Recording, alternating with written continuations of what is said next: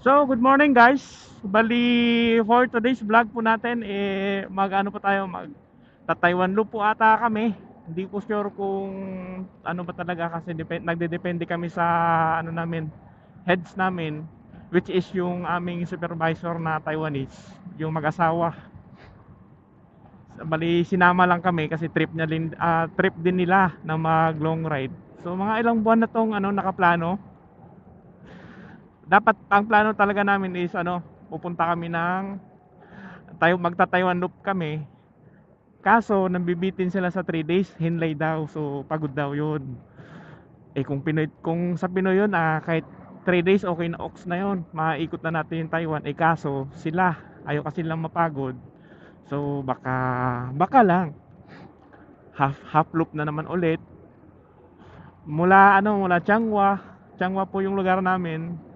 Papunta kaming south, paikot hanggang Walen, tapos magkakat na kami punta ng sa mga bundok papunta dito. Tara na.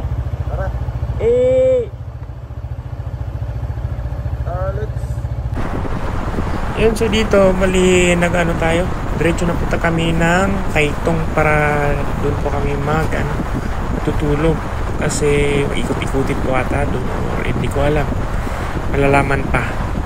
So ito, ganito po ganda po yung kalsada nila. Walang kalubak-lubak. Mayroon man, ilan lang. So yan. Medyo nagrarat pala kami nito guys. Mabilis kayong patakbo. Yung head pala namin, bali sumusunod lang kami. Kasi nga, papunta kaming south, wala gaanong sasakyan. Tapos wala gaano ring stoplight. So nakikita nyo, nauna ako yung style, ako po yung nasa hulihan. Kasi nga kaya ko pong humabol. Pag naiwan ako, saan ako naiwan? At ito na, transports, malapit sa na kami nito. Papunta na kami ng Kaohsiung.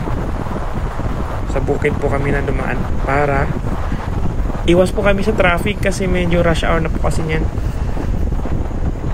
So yan, paikot-ikutin na lang natin yung guys, yung Insta kasi wala po tayong GoPro. Wow, baka may dyan, GoPro naman. Joke lang. Bali, hindi pa po tayo nakabili ng kahit second hand lang sana. So yan, yan talaga nakaganda. Tapos ito pa, si panahon. Although may parating ng bagyo, hindi lang isa, hindi apat. Pero mag-A muna tayo. So yun, may kaway na muna tayo para ayahan. Ito po yung kasama natin guys. Bali, apat po kami ng motor. Kaso yung head namin hindi nagpapasabi kasi nga alam mo naman mga ibang bahay ayaw mga chismis. Kala ko sa atin na marami rin pala sa atin. Dito medyo nagugutom na kasi pasado 8 na kasi, kaya naghanap pa na kami ng mga kain at makakahanap ko ng mga kainan. Ang kaso ito na sa unahan, naulan na guys, ambon pala, ambon. Kala namin hamog lang, kaya pa naman yung taste ganda nga para hindi magpalit ng raincoat. Sayang naman po ang ating riding jacket, diba? Sa Shopee po yung Shopee. So yan, sayang kasi. Tapos paano naman, pawala-wala naman kayo, okay lang rin. Tapos sabay mga banking yan na mga slide. Ito talaga yung kami sa mga rides kasi kaya ayaw ko mag-rides sa sa city, syudad. Mas gusto kasi sa kabundok. Nakakahanap na naman dito, lalong-lalo kasi dito kasi guys, alam ko ba bakit yung mga bundok nila dito guys, kaya wala kang kabundok, walang kadlos-dulas kasi will maintain yung kanina kadarsada dito sa bundok. So nakikita nyo naman, huwag nyo mapansin yung ating camera kasi may pinasahan. Tapos tuloy-tuloy naman kami dito guys. Passport na natin na maya-maya para mapagkaan yung boy. Yung kasana na talaga. Although may ambon-ambon, malita pa rin.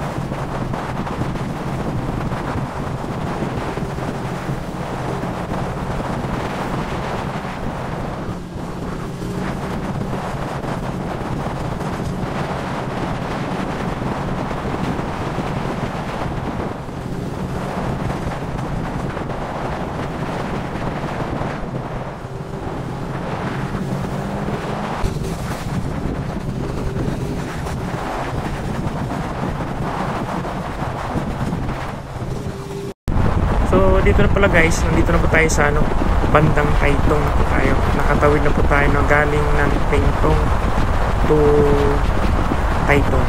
Halos parehas lang, no? Pero ang nakapunta lang ng Taiwan mga kaibigan. Bali sa kabilang side na po ng ano, ng Taiwan.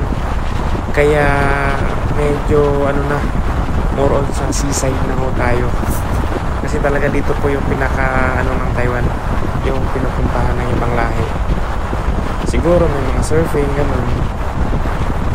So yan, mahaba-haba po yung ano yan, yung baybayin, tawag ko dyan, nasa baybayin, sa gilid sa dagat. Kaya nabahala po ka guys. Panoorin nyo lang po yung gaano yung kung ano po yung view. Kasi napakaganda talaga para sa akin at para sa amin, kaya binabalik-balikan namin dito.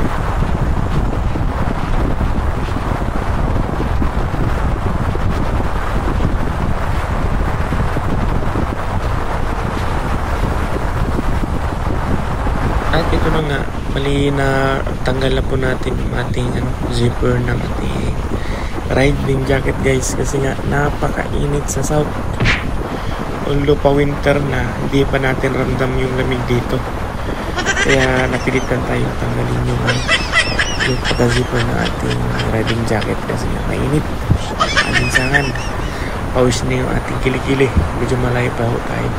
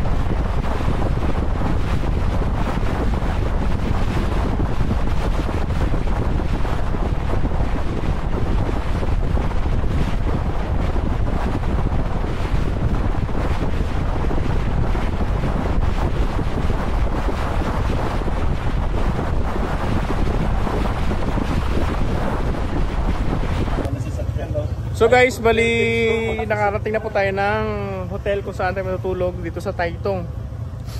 Yung kasama natin, ito.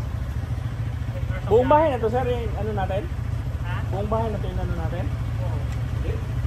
O yung kwarto lang? Per floor lang daw. So kagandahan nito kasi marami kami, sa isang kwarto 5. So tagpo 400 daw isa, so makakatipid tayo. So maya. So guys, nandito na tayo sa pagtutulugan natin. Hindi siya matawag na hotel, parang motel ata. Kasi wala namang kasintinan sa baba. Parang lang din nung pumunta kami ng, ng Lambay Island. So ito po yung kwarto namin. 5 kami sa kwarto.